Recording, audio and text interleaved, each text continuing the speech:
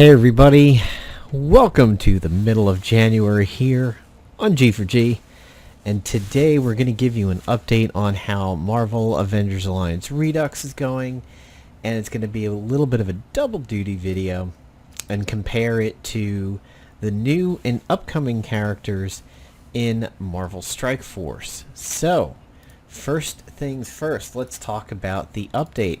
So, Goofy Troll the dev is still posting. He just posted about 11 minutes ago at the beginning of this video that he is working on some backgrounds and everything for the next beta, which would essentially be beta 3. If you've been keeping up with the releases in the channel, you'll know we went from alpha 5 to beta 1 and then beta 2. The way to do that was you downloaded alpha 5, then you patched it up to 1 and patched it up to 2. Jason has begun to clean up his Mega account, which is the file host that he uses to make room for the next couple of betas. Because of that, the links have died. So what I'm going to do is I'm going to go ahead and zip up my version for you guys, which is beta 2. And instead of asking everybody to wait for the next beta, which is beta 3, I'll just zip this up without my save in it and put it up on the web and link it to you guys. So I don't think we expected so many new people to come into the project at this point in time.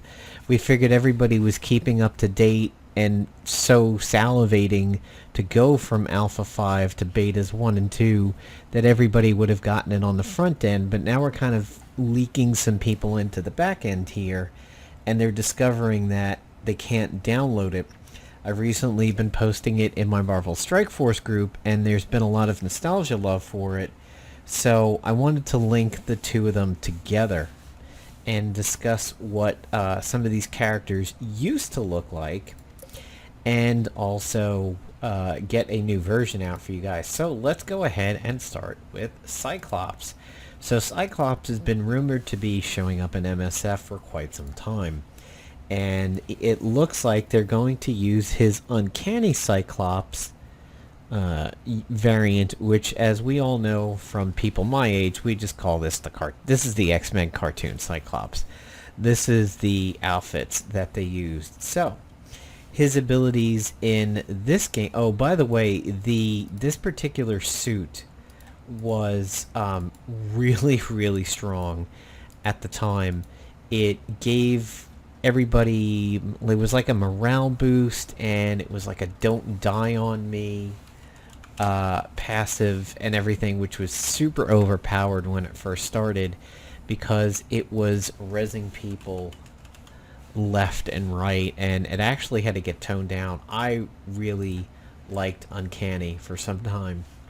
So Phoenix 5 was the first one, and then Uncanny showed up as a chapter reward, and it gave you Don't Die on Me, attacks that would reduce an ally's health to 0 have a 25% chance to reduce the ally to 1% instead. Natural Leader, which gave people morale boost if they took damage. And Uncanny Leadership, Cyclops and all of his allies have a chance to gain an extra turn after attacking. There was nothing mutant specific about his kit.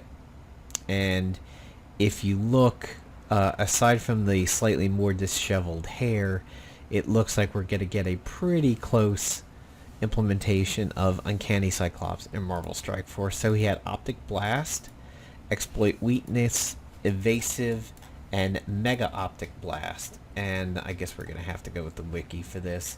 So Optic Blast was a kinetic type attack, not energy, believe it or not. It had deadly crits, and it had flanked. What flanked meant is that anybody who was suffering from the flanked debuff and you hit them, you got a follow-up attack on them, so it created a 1-2 punch. You had Exploit Weakness, which caused disadvantage, which essentially removed class buffs. Weak Point, which said the next attack on the target will be a guaranteed crit. Evasive Maneuvers was a buff for the entire team that gave them evasion and combat awareness, which was a counter. And then Mega Optic Blast was an AoE, deadly crits, and incapacitation, which was a stun. Looking at his Marvel Strike Force kit, you have Optic Blast with defense down, If Psylocke is an ally, always apply the defense down. Not exactly flanked, but it could be in the wash about the same amount. 2 hits instead of a big hit could be about equal. To me, apply Taunt to the 2 most injured, non-summoned, non-primary target enemies. Call ally Wolverine to attack the most injured of the previous enemies. Call an ally to attack the second most. Doesn't really have a counterpart over there. It's similar to, say, like War Machine and Iron Man. It's just pretty good in the fact that it ensures the people that you want to take down on the enemy team, you can take them down. Optic Devastation, attacking all enemies, so that is very, very similar to the Mega Optic Blast. It does a huge amount of damage, and it applies a slow. His damage goes up per charged, but then it drains charged. And then he has a passive of Team Synergy. On turn, X-Men allies, on turn and any X-Men ally gain 2 charged up to 20, which is huge. When an enemy attacks an ally Phoenix or Dark Phoenix, 50% chance to attack that enemy for 200% damage. It's similar to his counter on evasive maneuvers. If a character does not attack, call an assist from ally Wolverine to attack that enemy. Wolverine gains plus 80% damage. And on Phoenix's death, gain offense up, change Wolverine's speed bar to 100%. So this is just a love triangle kit, is what this boils down to. This is basically Cyclops being in a 3-way love triangle between Phoenix and Wolverine. It's interesting. You have 2 similar abilities to Marvel Avengers Alliance, although only one of them carries a direct name. Team Synergy is a little bit close to his combat awareness, and they don't really have a Don't Die on Me proc out of that. So, Black Suit Spider-Man, aka Spider-Man the Symbiote suit. So let's go ahead and take a look at him. So this was just simply a suit for regular Spider-Man in the game. You had Black Suit, Future Foundation, and then later Amazeballs when the Amazeballs movies showed up. Future Foundation was very powerful for a long time, and Black Suit had some use, but was not the greatest thing in the world, and not that many people particularly used it. However, it oddly enough allowed him to be a bruiser, aka a tank, in this game. So this is this game's implementation of it, and again, looks very, very close to Marvel Strike Force. So, Symbiote Slinger, attack the primary target for damage, and then rebound chain to 2 adjacent targets for slightly less damage. Apply defense down. So very, very similar to his existing kit. Here it was Web Shot, which was exploits webbing but also causes webbed. So web just reduced evasion. Their attacks do less damage, and then it escalated so that the next time somebody with web got hit, they got tangled web, and then they got binding web, which would eventually be a stun. Up next, Spider Slingshot. Attack the primary and adjacent targets for 300% damage.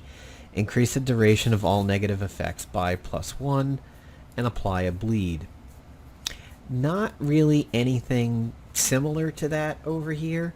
He had Web Slingshot, which I can't remember what the visual of that one looked like. So Spider Sense was a free action, and it gave him Spider Sense, which is he evades the next single target attack, and he gains an extra turn on any successful Spider Sense dodge. This is not triggered by attacks made by symbiotes. So he had a weakness to symbiotes there. So you can see it plays very similar to Marvel Strike Force's excessive dodging for Spider-Man. I forget really what Web Slingshot looked like. Web Swing was typical, very similar to how we did in the Capcom games, where he just spun web straight up in the air and then did essentially a drop kick. It exploited webbing, it caused a stun. And web slingshot, I think he threw a ball of webbing at people, if I remember correctly. Kind of don't remember the graphic for it. Web Slam over here, back from Marvel Strike Force. Attack the primary target for a lot of damage and apply a stun. Attack all other enemies for slightly less damage and apply a slow. It's close to his Web Swing. It is very, very close with the fact that Web Swing did a stun. And the slow, you could say, is Strike Force's implementation of being slightly webbed. But we all know MSF never likes to create new debuffs, so they just work with what they have. Bleeding, I don't get this. I don't know why Spider-Man would cause a bleed. I guess because it's the symbiote version, maybe he's hardening a part of himself to do it. It just seems weird. And then he has a passive of Perfect Host, Enrage, and Dark Dimension. When a negative effect is applied to the enemy, all Hero Spider-Verse and Symbiote allies get healed. So that's pretty cool that Carnage and Venom would get it too. It allows him to walk the line between good guys and bad guys. Gain plus 100% drain. Symbiote allies gain plus 100% drain. Neat. Gain a dodge chance, and he gains max health, and other Spider-Verse and symbiotes do. So he's going to be really, really interesting. It would have been nice if they could have made him a tank for the symbiote squad over there, because unfortunately, you know, Venom, which should have been set up as a protector because he's the beefiest of them all, they didn't do that. So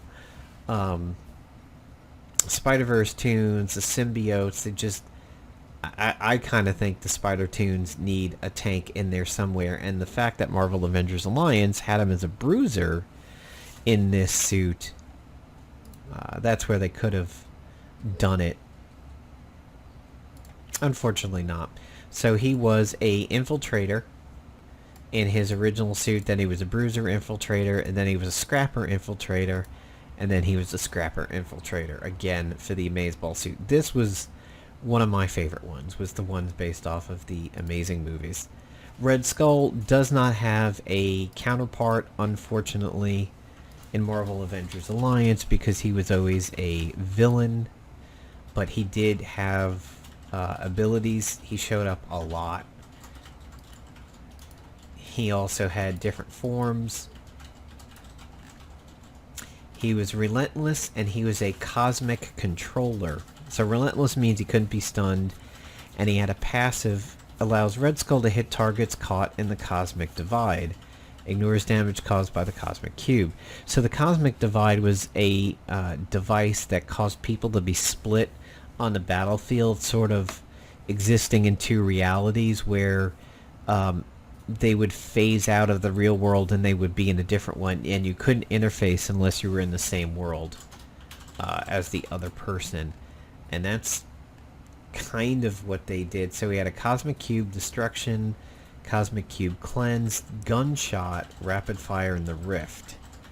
So the Gunshot was just a typical gun attack, and it ignored avoidance and incorporeal effects. So the incorporeal was being phased, and avoidance would be like Spider-Man's dodging. Similar, I guess, to the Hydra 99 pistol over here. Attacking the primary target for damage and applying defense down, 60% chance to chain. He summons Hydra agents at pretty good health and damage. Storm Assault, apply offense up to all allies, attack the primary target, call assist from 3 to 5 Hydra allies. Hail Hydra, chance to gain ability energy when an ally dies, chance to gain ability energy when a Hydra ally dies. He had no real similarity over here to that. He was all Cosmic Cube based in Marvel Avengers Alliance. He had gunshots. He had this thing called Redshift where he took extra turns. Cosmic Stasis. Nothing really Hydra related there. but I do believe he was considered Hydra, and there was some weaponry in Marvel Avengers Alliance that said do extra damage to Hydra agents. Karnak, getting us back on track, does have a representation within Marvel Avengers Alliance. So let's take a look at him. He was quite a few clips, and he was a PvP season reward hero, where if you finished in the top ranks of that PvP season, you earned him for free, and then at the end of the next season afterwards, you could simply buy him. So this is his classic uniform, which was in Marvel Avengers Alliance. Hobo Karnak is in Marvel Future Fight. He was all melee based. So he was attuned, taking reduced damage from follow-ups and from counterattacks. Sixth Sense, chance to preemptively counter when an ally is attacked. Chance increases if the ally is inhuman. Fracture Floor, guaranteed hit, crit, disadvantage. So disadvantage essentially negated the class bonus within the game. Stress point perception, all enemies got a weak point. All enemies got combo set up, which means the next melee attack or the next unarmed attack does extra damage. Wide open, extra damage from melee. He had probe, leverage, blow, pressure points, which is one of the game's debuffs. Remove buffs, which is cool. And then shatter strike, deadly crits, guaranteed crit and hit. Paragon exploiter, which exploits the pressure points. Fatal blow, he would just outright kill anybody if they were below 20% health. So he was all single target, he was all melee based, everything is about not missing and always critting. Here, precise attacks, clear evade, so that means he's gonna hit, and attack the primary target for damage. If the target has a negative effect, he gains an increased chance to crit. So you see them kind of going into that he's gonna hit and he's gonna crit kind of a deal. Crippling blows, attack the target for damage, change the speed bar and apply a slow, and then he chains and he does slow to them also. Pressure points, here you go folks, pressure points, look at that. Attack the primary target for damage, clear all positive effects. Oh, look at what you got there, folks. Pressure points and remove buffs. If Black Bolt is an ally, gain a whole bucket of extra focus and apply disrupted. Wonder if that can take down, say, a taunting juggernaut at that point. And then he has a passive called the Magister.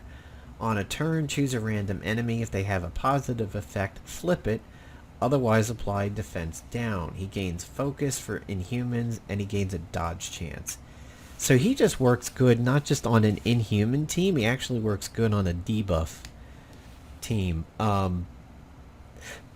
Sounds good with like a Scarlet Witch and the Mystics. He's cosmic, and he's skill, and he's a controller, which is pretty cool. Yeah, I think Karnak sees a lot of use outside of just an Inhuman team. He really only gains a little bit of Inhuman stuff down here, and then Black Bolt with the extra focus. But that is a lot of energy. And here, he had the passive of the increased chance of counterattacking the more Inhumans that are out there. And finally, we have Crystal, who apparently now completes the Redhead squad in the game of Crystal, Black Widow, Phoenix, Scarlet Witch, and you can even throw Mystique in there, although Mystique is a little bit darker with it. So now you can make a full Redhead squad, as somebody has pointed out. Let's go ahead and take a look at Crystal. She was a later Inhuman addition to Marvel Avengers Alliance. Karnak and Gorgon came in relatively early, and I think Quake was even earlier still, if I remember correctly. Was she actually after them? Black Bolt was very, very old in the game. Black Bolt, yeah, so Quake was considerably later. Black Bolt had existed in the game for a long, long time as an Inhuman, and then they finally started to add them in, and then I do believe it actually finished with Quake. So here's Crystal. It is the Heroic Age representation of her, and this is the only one that we ever had in the game.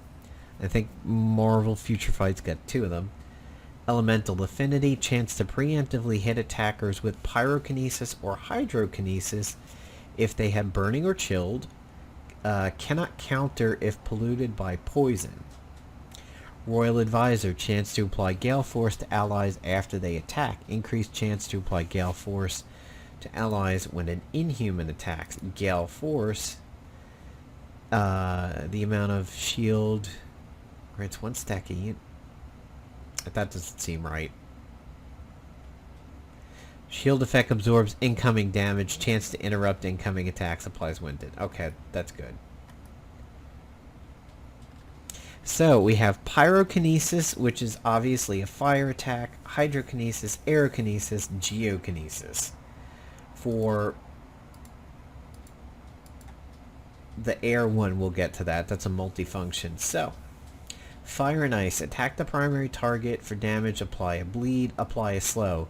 So essentially her level 1 is doing fire, because that's what Marvel Strike Force calls fire, is a bleed. And then a bonus attack for slow, which is the ice. So it's essentially combining 1 and 2. Burning and chilled. Exhausted means they can't take extra turns. And any of the quick actions fail. They consume a full turn. And then Frigid is just basically an upgraded chilled.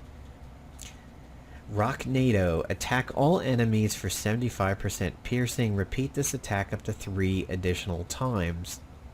Geokinesis is all enemies get staggered so that they can't dodge. Grounded so that flyers count as on the ground.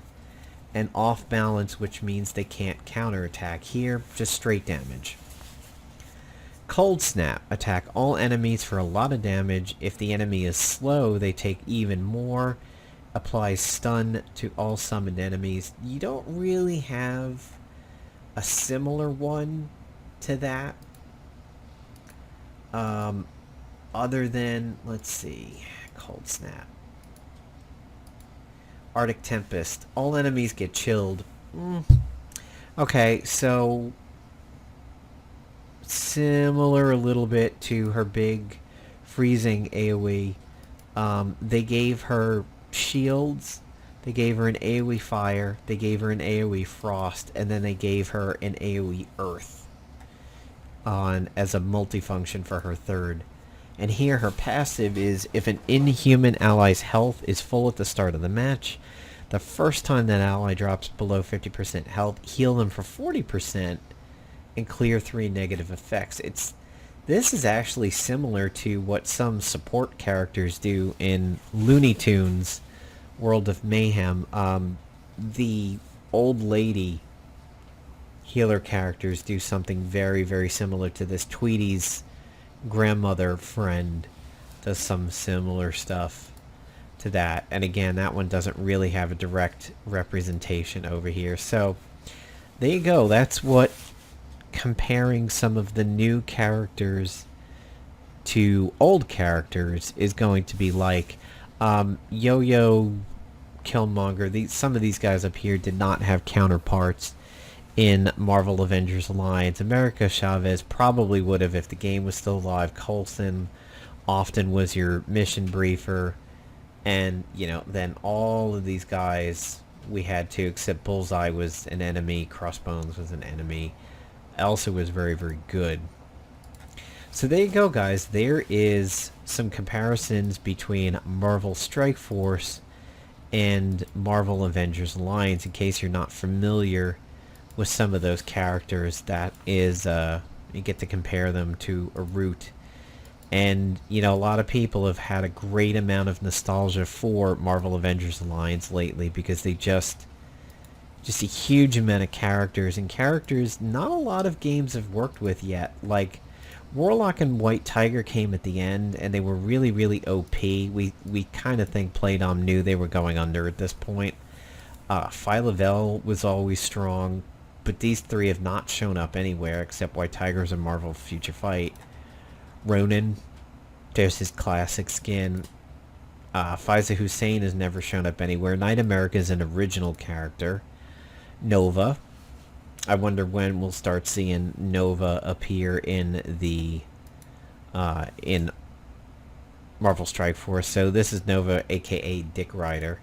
And then there was the younger version of him, which came out considerably earlier, which is Baby Nova right over here, which is Richard Rider as a teenager. So, oh wait, no, I'm sorry, that's Sam Alexander.